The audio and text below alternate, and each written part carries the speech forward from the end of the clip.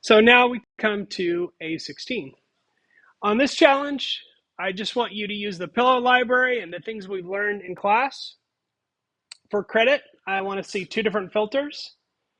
The ability to open the file from a list, the ability to show the results, and the ability to save a file after filtering.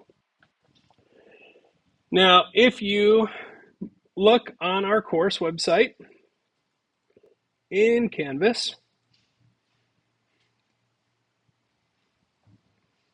you will see that I put up lots and lots of code for Module 16 and some images to play with. So I have an image processing app. And so first the sample code here, right? Lots and lots of sample code. The SpongeBob code, the practice, opening an image file, and the filter app template here. Let me show you one way that you can do this. Okay, so I'm going to put that in my desktop and open that, take that here, and I'm going to pull that into my project here. Whoa, we all right? Catch desk. We got it. We're all good. Everything is fine. Okay, so we've got, what's that file called? I just looked at it. A16 filter. Okay, so if I go to A16 filter app template, there it is.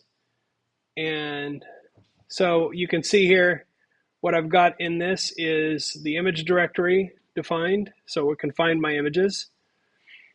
And I've got a function called return files that opens the directory and lists everything that's an image file in that directory. And then I've got a filter defined, filter 1. And I've got a main menu, okay, that makes sure that you have a file open, and a main program loop where some of that is implemented. I don't have a filter 2, and I don't have a save yet. But you can easily do that with the information that we've covered in class so far. Let me run this and show you what it looks like. Okay, so I have Instapy here. First thing I need to do is open an image. So it lists my images and says, which one would you like to open? Let's open the strawberry, which is 18. Okay, so there it is, open and untouched. And now I've got a filter 1 that I can apply, and it'll do that. And I can apply that again if I want to. I can filter it more than once, and it'll keep getting weirder.